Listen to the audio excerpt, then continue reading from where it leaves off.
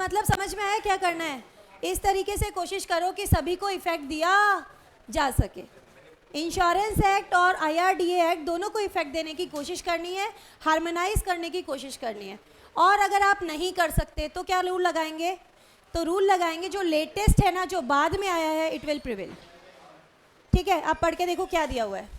सबसे पहले पॉइंट आपको ये वाला पढ़ना है बेटा, ये पॉइंट फर्स्ट नंबर पे देके आना। If different acts are made at different times, अलग अलग समय पर एक्ट बने हैं but are related to a particular matter. Pari materia act बोलते हैं इनको। पेरी मटीरिया एक्ट मतलब एक ही टॉपिक पे दो एक्ट बने हुए हैं। Insurance act, IRDA act, example लिख सकते हो आप अपने एग्जाम में। Payment of wages act, payment of minimum wages act. Payment of wages act और मिनिमम वेजेस एक्ट दो एक्ट बने हुए हैं। वर्कर्स के लिए बहुत सारे बने हुए हैं, देखो वर्कमैन कंपनसेशन एक्ट बना हुआ है, इंडस्ट्रियल डिस्प्यूट एक्ट बना हुआ है और फैक्ट्रीज एक्ट बना हुआ है। सभी में वर्कमैन बेनिफिट्स की ही बात चल रही है। तो अपन को क्या करना है, इनको कैसे पढ़ेंगे? They are to be understood in a common sense and a composite way. अपन को हारमोनियस कंस्ट्रक्शन लगाना है एक तरीके से। कोशिश करनी है कि सभी को इक्वल इफेक्ट दिया जा सके। ठीक है, interpretation of old act shall continue to apply to new act. If two acts to be read together, act to be construed as if contained in one composite act. ऐसा माना जाएगा ये दोनों चीज़ें एक ही जगह दी गई हैं और दोनों को ही इफेक्ट देने की पूरी कोशिश करनी पड़ेगी। नहीं कर पाए तो अब क्या करेंगे? बाद वाले को प्रायोरिटी देंगे क्योंकि वो लेटेस्ट है। ईयर देखेंगे फिर, है ना? क्या लिखा है? If discrepancy later will modify the earlier, only in case of discrepancy. अगर डिस्क्रिपेंसी नहीं है तो हार्मोनियस कंस्ट्रक्शन लगाओ, दोनों को ही इफेक्ट देने की पूरी कोशिश करो। नहीं कर सकते तो जो बाद वाला है, लेटेस्ट है, उसको प्रायोरिटी दे दो। समझ आ गई क्या बात की नहीं? हाँ, वो सिर्फ डिस्क्रिपेंसी में। देखो बेटा, एक रूल आया आपका, जैसे मान लो कंपनीज एक्ट 1956 के बाद में हमारा आया कंपनीज एक्ट 2013। उसमें प्राइवेट कंपनी की डेफिनेशन आप आज के दिन भी देखते हो ना, तो उसमें आता है minimum paid up capital as may be prescribed. और वो कैपिटल पहले होती थी कितनी? 1 लाख, और प्राइवेट में 1 लाख और पब्लिक में 5 लाख।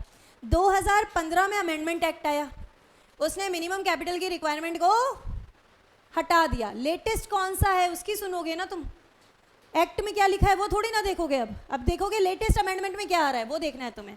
प्रायोरिटी हमेशा बाद वाले को दी जाती है। समझ आ गई बात?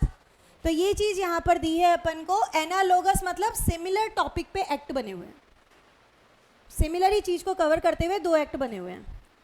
कंपोजाइट कॉमन मैनर में देखो, डिक्शनरी डेफिनेशन। सबसे पहले तो देखते हैं उस एक्ट की डेफिनेशन को। यूजुअली सेक्शन 2 में डेफिनेशन दी होती है, कहीं कहीं पर सेक्शन 3 में दी हुई है। जैसे GCA पढ़ोगे आप, जनरल क्लॉजेज एक्ट, वहाँ डेफिनेशन सेक्शन नंबर 3 में है। ठीक है, तो अगर एक्ट में डेफिनेशन दी हुई है तो एक्ट की डेफिनेशन लेंगे। जैसे अगर कंपनीज एक्ट की बात करें, फाइनेंशियल ईयर की डेफिनेशन दी हुई है ना वहाँ पे, तो अपन फाइनेंशियल ईयर की डेफिनेशन कंपनीज एक्ट की लेनी है तो हम वही वाली लेंगे जो वहाँ दी हुई है।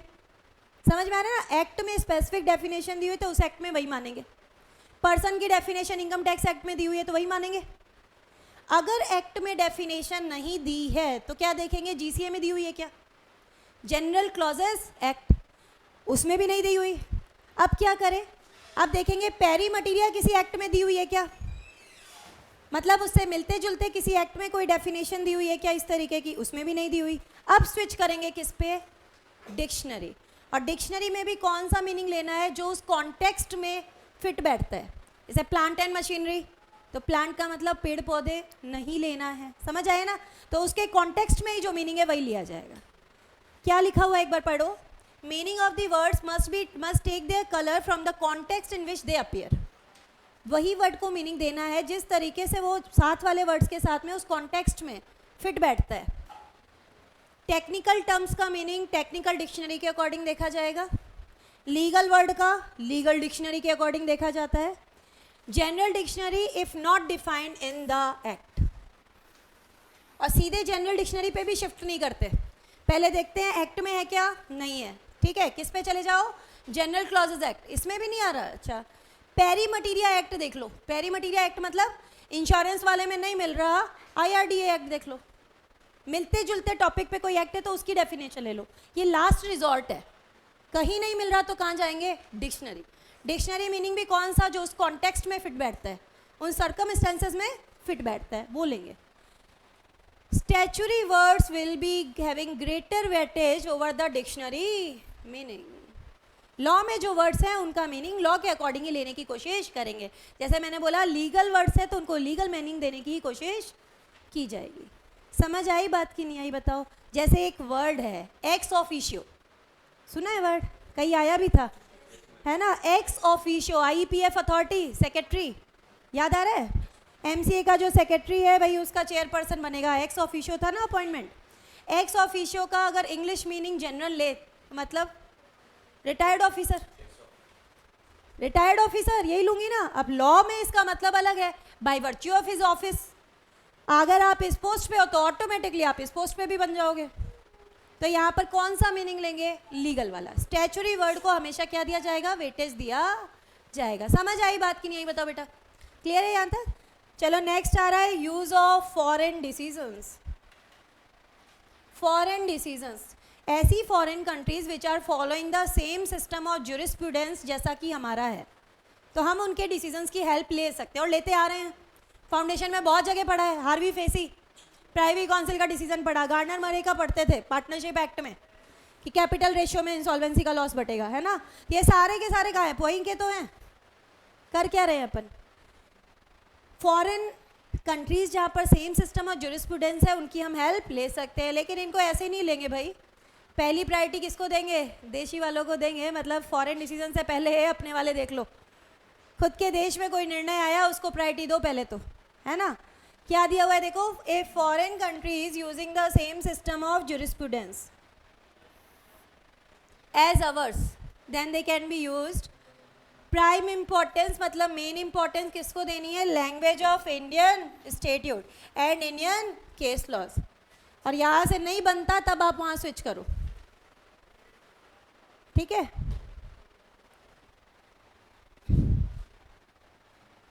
एक्सटर्नल एड मैं तुम्हें आईसीआई से भी कराऊंगी, क्योंकि एक्सटर्नल एड के एक एक पॉइंट पे वो क्वेश्चन पूछ सकता है और काफ़ी कुछ उसने पूछ भी लिया है।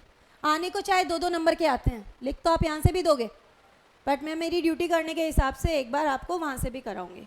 Interpretation of deed and documents.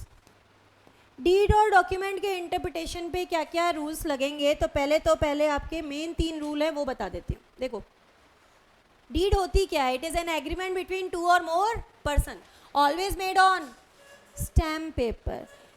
ऐसा कोई document which creates legal disposition. Legal disposition मतलब लीगल राइट्स और लाइबिलिटीज़ को जन्म देता है, उसी डॉक्यूमेंट को डीड बोला जाता है। Always in writing, signed and registered. किस पे होगी? हमेशा स्टैम्प पेपर पे, ठीक है? क्या लिखा है देखो, sometimes we have to interpret the deed then the following rules will be applicable. पहला रूल गोल्डन रूल है। फर्स्ट रूल जो है उसी को बोला जाता है गोल्डन रूल ऑफ इंटरप्रिटेशन, कि आपको अगर मीनिंग निकालना है कि डीड में क्या लिखा हुआ है, regard should have to the intention of the parties. सबसे पहले ध्यान दो कि पार्टीज का इरादा क्या था, intention of the parties, and secondly the circumstances of the cases. Circumstances of the cases, उसके अकॉर्डिंग ही आपको क्या करना है? वर्ड्स को मीनिंग देना है। 2 चीज़ें याद रखना, circumstances of the case and the intention of the parties. Deed के अंदर वर्ड्स दिए हुए हैं तो कभी भी ऐसा नहीं हो सकता डीड में एक जगह वर्ड का मतलब अलग हो और दूसरी जगह वर्ड का मतलब अलग हो। ऐसा कॉन्ट्रैक्ट में भी होता है और ऐसा हर एक्ट में होता है। आप कंपनीज एक्ट में देखो, स्पेशल रेजोल्यूशन का मतलब 75% कंसेंट है। कहीं भी वर्ड यूज हो special resolution, it means the same. समझ आ रही ना बात? तो आप वर्ड का मतलब अलग अलग नहीं रख सकते हो 2 जगह। एक डॉक्यूमेंट में एक वर्ड का मीनिंग एक ही रहेगा, ठीक है? ये हमारा पहला रूल है। सर्कमस्टेंसेज और इंटेंशन ऑफ पार्टीज के अकॉर्डिंग आपको इंटरप्रेट करना है। दूसरा रूल क्या कहता है कि अगर कॉन्फ्लिक्ट हो गई 2 के बीच में, try to harmonise them. Rule of harmonious construction लगाओ ताकि आप दोनों ही प्रोविजन को इफेक्ट दे पाओ। समझ आई? हार्मोनियस कंस्ट्रक्शन का रूल ये कहता है ना, ये वाला भी एक्ट खुश हो जाए, ये वाला भी एक्ट खुश हो जाए, तो आप जो है वो मैक्सिमम वाली रिक्वायरमेंट पूरी कर दो तो दोनों खुश हो जाएंगे, है ना? तो अगर इंटरप्रेट करने में दिक्कत आ रही है, कॉन्फ्लिक्ट हो रही है टू और मोर प्रोविजन में, इस तरीके से इफेक्ट करो कि all the so that the effect can be given to all of them, that it we should apply the harmonious rule of interpretation. फिर भी नहीं होता तो अब क्या करें भाई? अब ये करना है कि डीड में पहले जो चीज आ गई ना उसी को प्राथमिकता दे दो। लास्ट पॉइंट क्या कहते हैं पढ़ो, if two provision cannot be reconciled, possible नहीं हो पा रहा with each other, that is harmonious rule is not possible, earlier part of deed will override the latter part of the deed. जो चीज पहले आ गई first and time will get priority, पढ़ते हैं ना, तो first and deed will get priority, लिख लो चाहे साइड में, first and deed will get priority. Deed में जो चीज आपने पहले लिख दी ना हम उसी को सही मान लेंगे। वो एक्ट में इंटरप्रिटेशन में होता है कि वो एक्ट बाद में आया तो सर्कमस्टेंसेस के अकॉर्डिंग चीजें चेंज हो गई बेटा। ये डीड तो एक साथ बन रही है ना, ये कंप्लीट डॉक्यूमेंट है। I have to read this document as a whole. मैंने पूरी कोशिश की हार्मोनाइज करने की, नहीं हो पा रहा तो क्या करूं बेटा, जो मैंने डीड में पहले लिख लिया ना वो हो जाएगा। रूल कैसे याद करोगे, first and deed will get priority, first and deed will get priority. उसी कंफ्यूजन को रोकने के लिए मैंने ये स्टेटमेंट लिखा है, first and deed will get priority. अब देखो कुछ पॉइंट्स यहाँ पर जनरल हैं, वो देखो। Intention of parties to be gathered, golden rule यही कहता है कि पता लगाने की कोशिश करो पार्टीज कहना क्या चाहती थी, वैसा ही मीनिंग आपको उस डॉक्यूमेंट को या डीड को देना है। दूसरा, what a reasonable man will understood, एक सेंसिबल पर्सन, एक ऑर्डिनरी प्रूडेंस का पर्सन उस चीज को कैसे समझता है आपको वैसे समझना है, ठीक है। तीसरा क्या कहता है, if conflict between the clauses effort should be made to resolve it so that the all the clauses are given effect to harmonious construction. Harmonious construction यही कहता है ना, कॉन्फ्लिक्ट हो जाए तो क्या करो, कंबाइन करने की कोशिश करो। If not earlier clause will override the later clause, first indeed will get priority, यही तो बोला हमने अभी अभी। The same word can't have two different meanings in the same document, सही है ना, एक ही वर्ड का एक ही डॉक्यूमेंट में अलग अलग मीनिंग नहीं हो सकता। Document must be read as a whole, पूरे डॉक्यूमेंट को एक साथ पढ़ा जाना चाहिए। समझ आई बात की नहीं आई बताओ। Interpretation of deed and document अगर आपसे पूछा जाए, पहले तो क्या करना, ये रूल्स दे देना, फिर ये कुछ इंपॉर्टेंट पॉइंट्स है जो मेंशन कर देना, मोर देन इनफ है, इससे ज़्यादा का ना आपके पास टाइम होगा और ना आप दे सकते हो। समझ आ गई बात की नहीं आई बताओ। मैंने तुम्हें समझा तो दिया, कुछ डेफिनेशन का पोर्शन, 4 डेफिनेशन आगे दी हुई थी, छोड़ी थी अपन ने, लास्ट में करेंगे तो वो कर लेते हैं अभी, और उसके बाद कुछ पोर्शन करेंगे आईसीआई से, एक्सटर्नल एड वगैरह।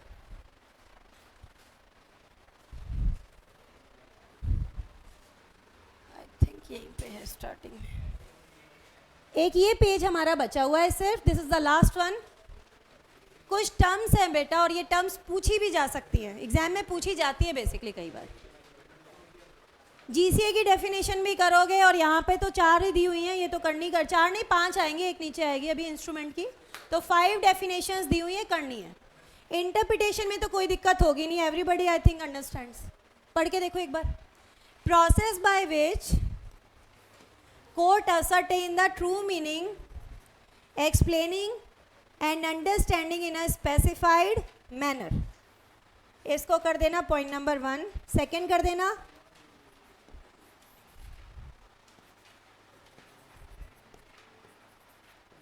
एक्सपेंड कर सकते हो मीनिंग इफ नॉनसेंस और एब्सर्ड मीनिंग इज कमिंग और देयर इज रिपग्नेंसी, ठीक है ना। इंटरप्रिटेशन में आप क्या करते हो, आप समझने की कोशिश करते हो कि उस वर्ड का मतलब क्या है। प्रोसेस बाय विच इंटरप्रिटेशन कौन करता है, कोर्ट्स करते हैं। Process by which the court ascertain the true meaning and explaining understanding in a specified manner. और अगर जो मीनिंग आ रहा है वो एब्सर्ड है, एम्बिगुअस है, रिपग्नेंसी है, तो आप क्या कर सकते हो, you can expand the meaning of word. इसको हम क्या बोल देते हैं, कॉन्स्ट्रक्शन, यही होता है ना, ठीक है। स्टेट्यूट, स्टेट्यूट को जनरली क्या समझा जाता है बेटा? It is means the laws and the regulations. Laws कौन बनाते हैं? Both the houses of parliament, both houses of parliament, Lok Sabha और राज्यसभा। स्टेट्यूट क्या है? It means all the laws and regulation, चाहे वो किसी भी सोर्स से आ रहे हो, all the laws and regulation. इसकी डेफिनेशन हम कैसे डिफाइन कर सकते हैं जनरली इसको? It is the written will of legislature, और इसे एक्ट भी बोला जाता है। कई बार हम बोल देते हैं ना स्टेट्यूट को लॉ, एक्ट भी बोल देते हैं। प्रॉपर वर्ड तो वैसे लॉ है। लॉ में एक्ट भी आ गए, रूल्स भी आ गए, अमेंडमेंट वाले भी आ गए, ऑर्डिनेंसेस भी आ गए, नोटिफिकेशन भी आ गए। तो law is a wider word than act. Written will of legislature मतलब लेजिस्लेचर की भावना क्या थी, वो कहना क्या चाहता था, that is statute. Written will of legislature, ये समझ आया बेटा? नेक्स्ट क्या है यहाँ पे देखो, डॉक्यूमेंट क्या होता है? डॉक्यूमेंट कई बार पूछा हुआ है मेन एग्जाम में। डॉक्यूमेंट की डेफिनेशन पूछी जाती है, जीसीए में भी है, यहाँ भी है, और सेम टाइप की है। ठीक है, तो चाहे यहाँ से आंसर करो चाहे वहाँ से आंसर करो, आपकी सेम आनी डेफिनेशन। डॉक्यूमेंट क्या होता है भाई? कोई भी चीज़ जो राइटिंग में डॉक्यूमेंट बोलते हैं बेसिकली। देखो ये मेरी पीडीएफ खुली है, ये भी डॉक्यूमेंट है। एनी मैटर, एनी मैटर मतलब मैं बात कर रही हूँ कि कॉम्प्रहेंसिव डेफिनेशन है। कोई भी मैटर, ये लिखा हुआ है, ये मैटर ही तो है। Any matter that is recorded on a substance, जिसको मैंने रिकॉर्ड किया है on a substance. Substance can be paper, can be canvas, can be cloth, कोई भी चीज़ जिस पे मैं लिख रही हूँ। Recorded on a substance by any means. Any means मतलब वर्ड्स यूज़ कर सकती हूँ, फिगर्स यूज़ कर सकती हूँ, नंबर्स यूज़ कर सकती हूँ, मार्क्स यूज़ कर सकती हूँ, मतलब स्पेशल करेक्टर। मार्क्स मतलब स्पेशल करेक्टर, या इनका कॉम्बिनेशन, या इनका कॉम्बिनेशन। तो उसको क्या बोला जाएगा? Document. Document as defined under GC act, general clauses act. इसके 4 एलिमेंट है। क्या है देखो, any matter that is recorded on a substance by any means. Means का मतलब अपने समझने के लिए लिख लो, अल्फ़ाबेट्स, नंबर्स, मार्क्स। मार्क्स मतलब स्पेशल कैरेक्टर्स, फिगर्स वगैरह, और अ कॉम्बिनेशन ऑफ देम। ज़रूरी नहीं है वर्ड्स यूज़ कर लिए तो अपन नंबर्स यूज़ नहीं कर सकते, कॉम्बिनेशन में ही होता है ना, और a combination of them. Substance का मतलब लिख लेना कि भाई जिस चीज़ पे रिकॉर्ड कर रहे हो वो अपने समझने के लिख लो, पेपर पे, क्लॉथ पे, वुड पर, जो भी आपका मटेरियल है।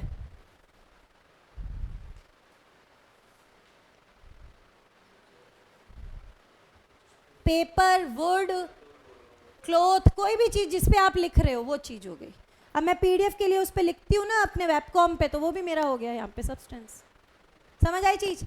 रिकॉर्ड कर रहे हैं मतलब कोई ना कोई मैकेनिकल डिवाइस यूज़ करके उसे लिखा गया है। अगर फिजिकल पेपर पे लिखूंगी तो इंक यूज़ कर रही हूँ, फिजिकल पेपर पे लिखूंगी तो इंक यूज़ करके मैंने उसे क्या किया? रिकॉर्ड कर दिया। मैटर, मैटर मतलब ये जो चीज़ मैंने लिखी है सब मैटर ही तो है। जो भी लिखा है ना content, that is matter. I hope समझ में आया होगा। Any matter that is recorded on a substance by any means is known as document. याद रहेगा क्या? डेफिनेशन आती है एग्जाम में, 4 एलिमेंट है इसके, मैटर, रिकॉर्ड, सब्सटेंस और मीन्स। चलो अब देखो आ गए अपन, 2 वर्ड और आएंगे, एक आएगा डीड और एक आएगा इंस्ट्रूमेंट। हर इंस्ट्रूमेंट भी एक डॉक्यूमेंट है और हर एक डीड भी एक डॉक्यूमेंट है। लिखो एक statement, every instrument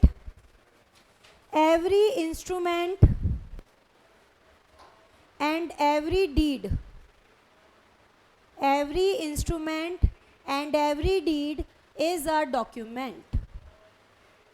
Every instrument and every deed is a document. Document जो है उसको हमने पढ़ लिया, डॉक्यूमेंट होता क्या है। फिर हमने बोला हर डीड भी एक डॉक्यूमेंट है और हर इंस्ट्रूमेंट भी एक डॉक्यूमेंट है। फिर एक और स्टेटमेंट लिखो, every deed is an instrument also. Every deed is an instrument also. Every deed is an instrument also. Indian law की बात करें तो डीड और इंस्ट्रूमेंट को एक ही मान करके चला जाता है यूजुअली। इंटरचेंजेबली हम ये वर्ड्स यूज़ करते हैं, लेकिन यहाँ पे मीनिंग जो दिया हुआ है वो पढ़ते हैं एक बार। देखो, इंस्ट्रूमेंट क्या होता है? It is a formal legal document. Formal legal document जो क्या करता है, किसी रिकॉर्ड राइट को या किसी फैक्ट को रिकॉर्ड करता है, किसी राइट को या किसी फैक्ट को रिकॉर्ड करता है। सपोज मुझे इतना पेमेंट रिसीव हुआ, मैंने उसे क्या किया, लिख दिया, receive this much amount from this person and sign कर दिया। क्या है ये मेरा instrument? Has to be in writing. जैसे निगोशिएबल इंस्ट्रूमेंट तुम पढ़ोगे अभी, एनआई एक्ट आएगा ना अपना, प्रॉमिसरी नोट इंस्ट्रूमेंट ही तो है। आई प्रॉमिस टू पे you this much amount of money on happening of this this this, फटाफट साइन हुआ, क्या हो गया? प्रॉमिसरी नोट क्या हो गया तुम्हारा? ये निगोशिएबल इंस्ट्रूमेंट। इंस्ट्रूमेंट क्या है तुम्हारा? It is a formal legal document, formal legal document which create confirms a right, records a fact, जो किसी राइट को या फैक्ट को रिकॉर्ड करता है, उसको हमने क्या बोला? ये इंस्ट्रूमेंट है। जैसे एग्रीमेंट्स हो गए, डीड भी इसी का एग्जाम्पल है। Every deed is a instrument, every deed is a instrument. अब डीड क्या होती है? डीड में एग्जाम्पल डाल लो, जैसे पार्टनरशिप डीड, लीज डीड। ऐसा कोई भी इंस्ट्रूमेंट जो लीगल डिस्पोजिशन क्रिएट करे, जो लीगल इफेक्ट क्रिएट करे, is deed. Should be in writing, signed and registered, should be always on a stamp paper. ठीक है, क्या लिखा है देखो, रिटन इंस्ट्रूमेंट होना चाहिए प्रोपोर्टिंग टू इफेक्ट लीगल डिस्पोजिशन। पहली चीज़ तो यहाँ पर ये बता दी कि भाई हर डीड क्या है बेटा? एक इंस्ट्रूमेंट है। हर डीड एक इंस्ट्रूमेंट है and it should be capable of generating legal effect. It should be capable of generating the legal effect, effect the legal disposition. तभी इसे किस में लिया जाएगा? डीड में लिया जाएगा। थोड़े वर्ड्स हैं और वर्ड्स को एज इट इज़ करने की कोशिश करनी है, सीधी बात बताऊँ तो। I just only can explain, लेकिन अपन डेफिनेशन की लैंग्वेज जो है वो चेंज नहीं कर सकते। अब 2 नंबर की आएगी तो डेफिनेशन जो यहाँ लिखी है वही जाएगी, ऑब्वियस सी बात है, उसमें कोई अल्ट्रेशन संभव नहीं है। रूल्स में तो चलो फिर भी अपन अपनी लैंग्वेज थोड़ी बहुत डाल सकते हैं, यहाँ डालने का पॉसिबिलिटी नहीं है। अब आ जाते हैं अपन अपनी आईसीआई पे। अब सबसे पहले तो देखो, आप ये डेफिनेशन कराई है, यही करा दूं सबसे पहले, सोच रही हूँ।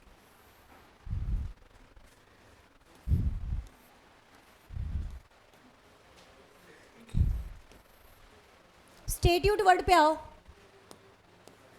सबसे पहले आना वर्ड स्टेट्यूट पे।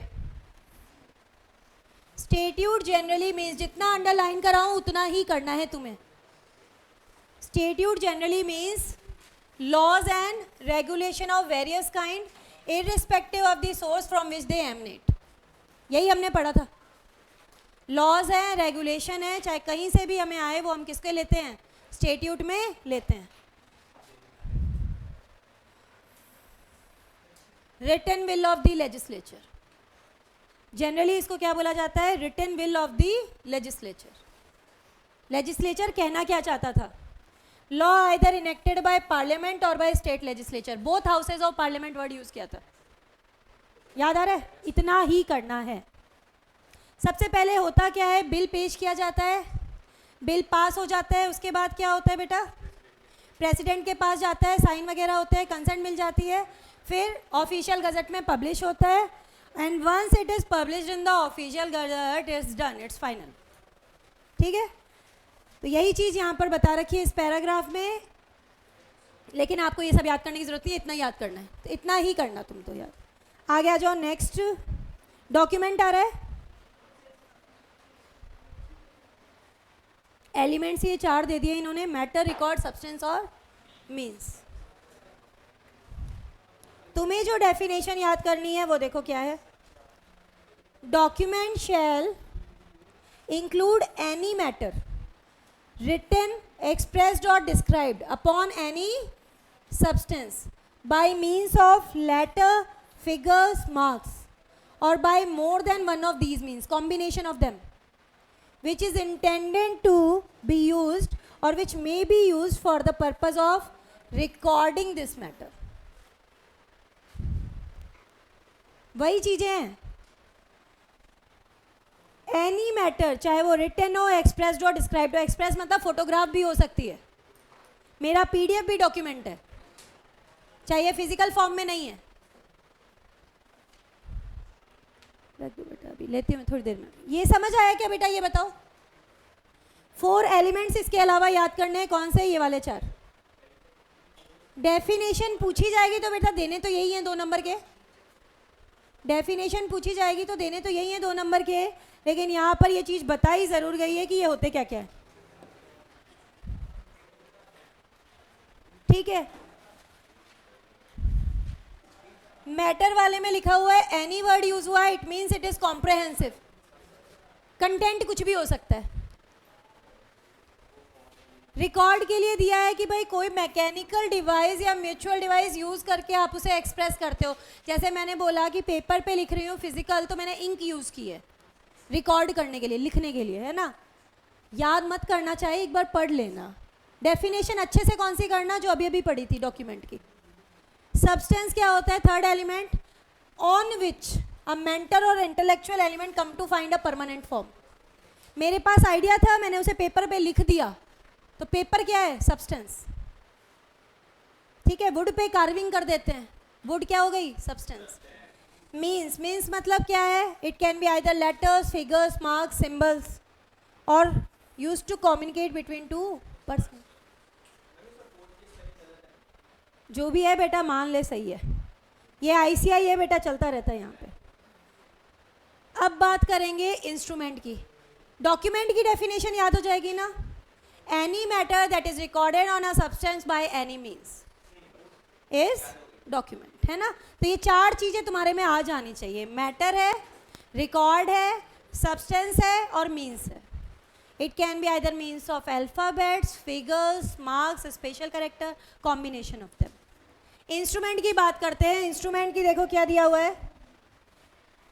Instrument means a formal legal document which create और कन्फर्म्स अ राइट और रिकॉर्ड्स अ फैक्ट। इतना करना है, ये कर लो अंडरलाइन। इंस्ट्रूमेंट में इतना करना है।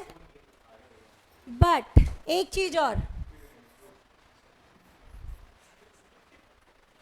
अब ये मैम क्यों बोल रही है कि रीडिंग लगा लेना 214 की भी, उसका रीज़न है।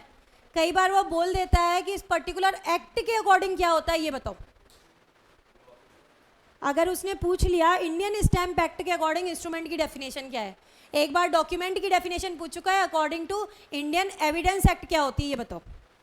मैंने क्वेश्चन पेपर में आपके देखा, तब मैंने आपसे बोला है कि भाई स्टैम्प एक्ट में अगर कोई डेफिनेशन दी है वो भी करवा देती हूँ। इंस्ट्रूमेंट की जनरल डेफिनेशन तो यही है, ये हमने अपने उसमें भी लिखी है PDF में, ये एक्स्ट्रा करवा रही हूँ। State that instrument includes every document. Her document मतलब हर इंस्ट्रूमेंट एक डॉक्यूमेंट है, हर इंस्ट्रूमेंट एक डॉक्यूमेंट है। बाय विच राइट और liability is created, transferred, extended, extinguished और रिकॉर्डेड। टेक्निकल वर्ड्स हैं, अगर स्पेशली स्टैम्प एक्ट ना पूछे तो ऊपर वाली दे के आ जाना, काम खत्म। लेकिन अगर पूछ लिया तो फिर अपन को आनी चाहिए। बात क्या करेंगे? डीड की। डीड में सिर्फ एक लाइन अंडरलाइन कराऊंगी। Deed as an instrument in writing purporting to effect some legal disposition, वो डीड है तुम्हारी। एग्जाम्पल डाला ना ज़्यादा से ज़्यादा, पार्टनरशिप डीड हो गई, लीज डीड हो गई, है ना। डेफिनेशन तो यही है। और 2 नंबर में अगर मैटर चाहिए तो लिख देना always on a stamp paper, written, sign and registered. Partnership deed का आइडिया है आपको, है ना, तो उसके अकॉर्डिंग आंसर कर देना। ये आया डेफिनेशन वाला पोर्शन, यहाँ से नहीं लेना। हेड एंड रूल आ रहा था ना बेटा, हेड एंड रूल में एक केस लॉ का नाम आ रहा होगा, CIT अगेंस्ट शौद्रा देवी करके।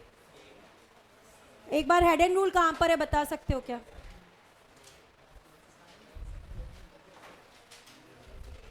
ये तो हारमोनियस चल रहा है, यही चल रहा है ना। इसमें एक केस आ रहा होगा बेटा,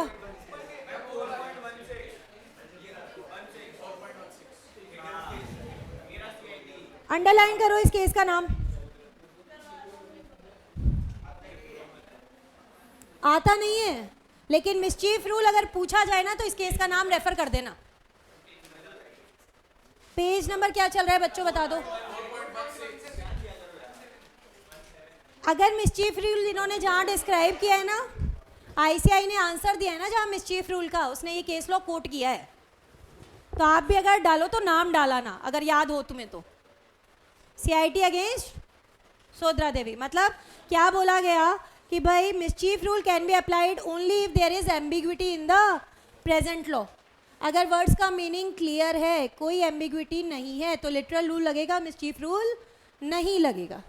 समझ आई ना बात?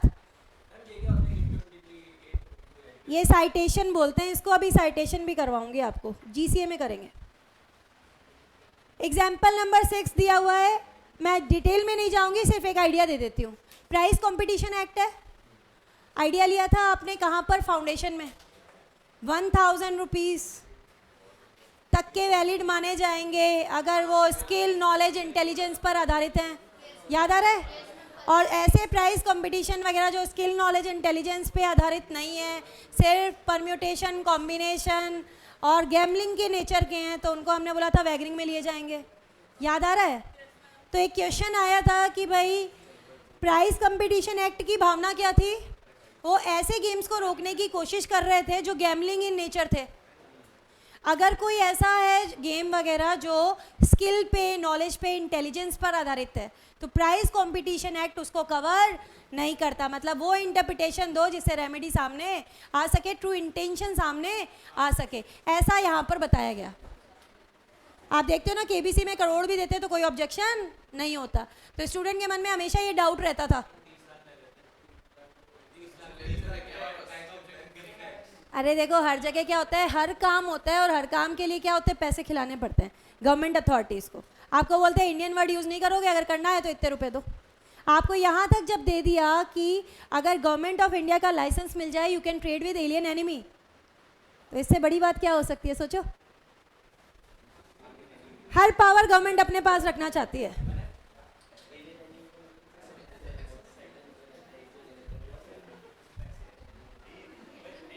एक सेकेंड,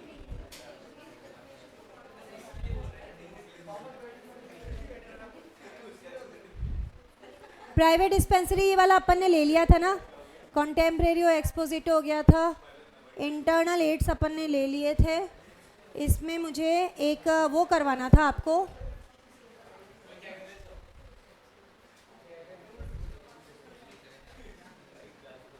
एक वर्ड पढ़ा था बेटा, एम्बिगुअस डेफिनेशन आया था। डेफिनेशन के टाइप्स पढ़े थे ना, तो डेफिनेशन में आपका आया था एग्जॉस्टिव आई थी, एक्सटेंसिव आई थी ना, तो एक वर्ड वहाँ पर लिखकर आया था एम्बिगुअस डेफिनेशन। तो इसको पढ़ा था कि आइसोलेशन में नहीं पढ़ोगे, इसको क्या करना है, अलॉन्ग विद अदर डेफिनेशन पढ़ना पड़ता है। तो इसमें एक एग्जाम्पल दिया है इन्होंने, वो एग्जाम्पल की रीडिंग लगाएंगे। याद नहीं करना, सिर्फ समझ लो, इन केस एग्जाम में कुछ बन के आ गया 1-2 नंबर का तो तुम्हें आना तो चाहिए ना। Termination of service of a seasonal worker after the work was over does not amount to retrenchment. Seasonal worker है, काम पूरा हो गया और आपने उसको हटाया तो उसे रिट्रेंचमेंट में नहीं लिया जाएगा, क्योंकि वो है तो सीजनल वर्कर ही है ना। उसके दिमाग में तो ये पहले ही होता है ना कि ये काम तो सीजन का ही है, सीजन के बाद ये काम नहीं होगा, ठीक है, इसे रिट्रेंचमेंट में नहीं लिया जाता। लेकिन termination of employment of a daily Vaser, जिसको आपने एक प्रोजेक्ट में इंगेज किया है और प्रोजेक्ट हो गया आपका कंप्लीट, तो इसे रिट्रेंचमेंट में लिया जाएगा अगर आपने वर्कर को पहले से नहीं बताया। वर्कर को पहले से बता दिया तो ये रूल नहीं लगेगा। अब देखो रिट्रेंचमेंट यहाँ लगेगा या नहीं लगेगा, एम्बिगुअस है या नहीं है बताओ? दोनों जगह लेकिन लॉ ने क्या किया, अलग अलग इंटरप्रेट किया है। अगर सीजनल वर्कर है इसका मतलब उसका काम सीजन का ही है, जैसे ही काम पूरा होगा ऑटोमेटिकली रिट्रेंच हो ही जाएगा, तो ये चीज़ तो उसके माइंड में पहले से ही क्लियर होती है, तो इसे बोला रिट्रेंचमेंट में नहीं लिया जाएगा। अगर आप रिट्रेंच करते हो ना बेटा, समय से पहले किसी को निकालते हो, रिट्रेंचमेंट कंपनसेशन देना पड़ता है आपको। तो सीजनल वाले केस में आपको रिट्रेंचमेंट कंपनसेशन देने की ज़रूरत नहीं है, क्योंकि ऑलरेडी उसे पता होता है काम सीजन में ही मिलेगा ये वाला। दूसरा क्या है, डेली वेजर है, एक प्रोजेक्ट में आपने उसे एंगेज कर लिया, ठीक है, लेकिन आपने ये नहीं बोला उसको कि तेरा काम सिर्फ इस प्रोजेक्ट का है, इसके बाद हम तुझे निकाल देंगे। अब वो काम करता जा रहा है, प्रोजेक्ट आपका ख़त्म हो गया, सेम डे आपने बोला भाई अगले दिन से मत आना, इसे रिट्रेंचमेंट मान लिया जाएगा। तो रिट्रेंचमेंट एम्बिगुअस वर्ड है, अलग अलग जगह अलग अलग इंटरप्रिटेशन दी गई है। अलग से याद नहीं करना बेटा, लेकिन कभी ऐसा कुछ बना के उसने पूछ लिया ना तो दिमाग में डिसीजन होना चाहिए कि इसका मतलब होता क्या है।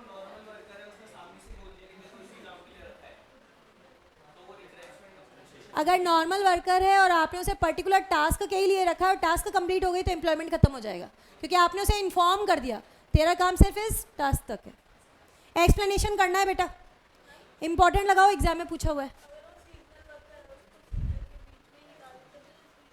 सीजनल वर्कर का बेटा कॉन्सेप्ट ही यही होता है कि भाई जब तक काम है तब तक तुझे रखेंगे, कभी भी निकाल सकते हैं, उसमें नहीं लगते ये रूल्स। रिट्रेंचमेंट वाले उन्हीं पे लगते हैं जो थोड़े कुछ परमानेंट लेवल के होने चाहिए, कुछ समय का काम तो होना चाहिए। नहीं मानते, नहीं लेते उस कैटेगरी में। एक्सप्लेनेशन में बेटा कुछ पॉइंट्स दिए हुए हैं, ये इनकी रीडिंग लगवानी है। एक्सप्लेनेशन पे 2 नंबर का आया हुआ है और 2-3 बार एग्जाम में पूछा हुआ है एक्सप्लेनेशन के बारे में।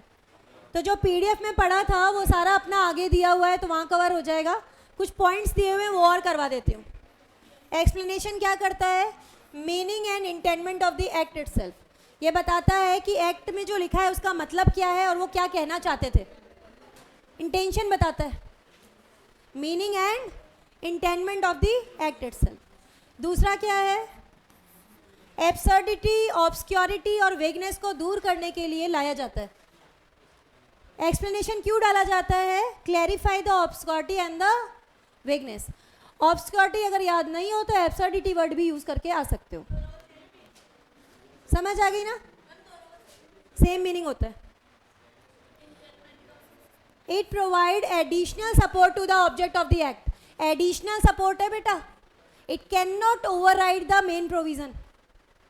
It can not override the main provision. In addition to है, सब्स्टिट्यूट नहीं है। समझ आ रही बात? इन एडिशन टू और सब्स्टिट्यूट में अंतर होता है। विदाउट प्रिजुडाइस याद करो, मतलब मेन वाला वो सबसे ऊपर रहेगा, एक्सप्लेनेशन कभी उससे ऊपर नहीं जाएगा। हाँ, क्या चीज? इंटेंशन वर्ड से लिखा है, इरादा।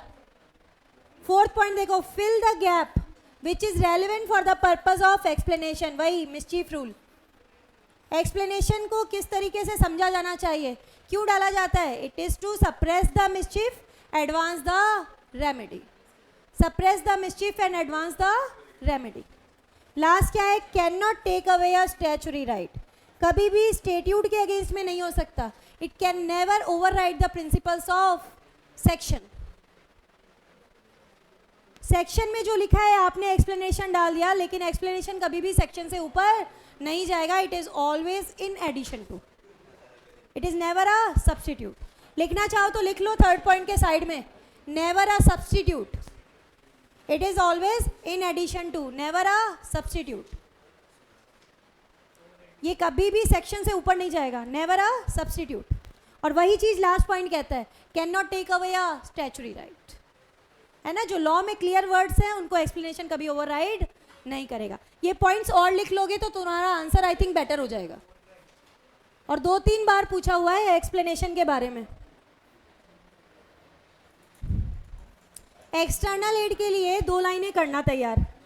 एक बार क्वेश्चन में पूछा था what are external aid to interpretation, और फिर उसमें पूछ लिया इस वाले एक्सटर्नल एड को बताओ। तो एक्सटर्नल एड के लिए 2 लाइनें करना यहाँ से। Apart from the statute itself there are many matters which may be taken into account when the statute is ambiguous. These matters are called external aid. Some of them are नाम दे आना। Question पूछा हुआ है what are external aid of interpretation, तो ये 2 line है और इनके नाम दे आना। अब बिल्कुल इस समय जो चल रहा है ना ICI से एग्जाम ओरिएंटेड है बेटा, समझाना है वो तो मैं समझा चुकी। अब तो ये बता रही हूँ कि वहाँ पर अच्छे नंबर कैसे लेके आओगे, और मैं नहीं भी कराती तो आप बोलते नहीं ये चीज़। ये सिर्फ आपके मार्क्स अच्छे हो जाए ना इसलिए बता रही हूँ। एक्सप्लेनेशन के वो 4-5 पॉइंट लिख के आओगे तो आप खुद देखो आपका आंसर अच्छा हो जाएगा कि नहीं हो जाएगा। आगे देखो, हिस्टोरिकल सेटिंग पे क्वेश्चन आया हुआ है। हिस्टोरिकल सेटिंग पूछा हुआ है। हिस्टोरिकल सेटिंग वाला पोर्शन एक बार रीड आउट करवा रही हूँ, देख लो। History of the external circumstances which led to the enactment. ऐसी क्या घटनाएं हुई थी जिसकी वजह से ये एक्ट लाना पड़ा। In question is of much significance, उसकी बहुत इंपॉर्टेंस है इन कंस्ट्रक्टिंग एन इनेक्टमेंट। जब अपन इनेक्टमेंट का यानी एक्ट का मतलब निकालने की कोशिश कर रहे हैं, उस समय एक्सटर्नल सर्कमस्टेंसेस, जो घटनाएं, जो हिस्ट्री हुई थी उस इनेक्टमेंट को लाने से पहले, उसको काफ़ी इंपॉर्टेंस दी जाती है. We have for this purpose take help from all those external और historical fact necessary for understanding the comprehension of the subject matter. तो जो चीज़ें नेसेसरी हैं उसको समझने के लिए, historical settings, authentic work, parliament में क्या डिस्कशन हुआ था, क्या डॉक्यूमेंट पेश हुए थे, सभी की हेल्प ली जा सकती है. History in general and parliament history in particular, ancient statute, पुराने वाले कानून, कंटेम्प्रेरी और other authentic works and writings, मतलब उस पर किसी ने बुक लिख दी तो उस बुक को भी आप रेफर कर सकते हो. All are relevant in interpreting and constructing an act. We also have to consider whether the statute in question was intended to alter the law or leave it as it stood before. ये भी देखना पड़ता है कि भाई क्या उसमें बदलाव लाने के लिए लाए थे या उसे पूरी तरीके से ख़त्म करने का इरादा था. आप बेसिकली ये तैयार करना कुछ वर्ड्स को याद करते हुए कि 2 नंबर का मैटर लिखना पड़े, हिस्टोरिकल सेटिंग पे लिख सको. बेटा 4-5 जितनी तुझे आए. सही कह रही है. वैसे तो वैसे नॉर्मल पर्सन के लिए मैं 4-5 बता रही हूँ, इतने लिख लेना. ठीक है ना. आगे चलो. कंसोलिडेटिंग, ये तो तुम्हें वहाँ से कराया, वहाँ से भी कर लेना चाहे, कोई दिक्कत नहीं है. यूजेस तुम्हें पता है, पीछे क्वेश्चन ले लिया था. एनालोगस एक्ट में भी कोई दिक्कत नहीं है, यहाँ से पढ़ोगे इजीली लैंग्वेज समझ में आएगी. इजी लैंग्वेज है, कोई दिक्कत नहीं है. बेटा ये पूरा कराने थे मुझे, थोड़ा सा है उसके बाद ले लेना. अर्लियर और लेटर ये सब लेने की ज़रूरत नहीं है. फॉरेन डिसीजन और एक ये डेफिनेशन इंपॉर्टेंट लगाना. डिक्शनरी डेफिनेशन एग्जाम में पूछी हुई है 2-3 बार. जो तुम्हें बताया है वही है यहाँ पर, लेकिन इंपॉर्टेंट इसलिए मार्क करा रही हूँ कि यहाँ से भी पढ़ लेना. डिक्शनरी डेफिनेशन पढ़नी है. अर्लियर लेटर एक्ट वहाँ कवर हो गया एनालोगस वाले में.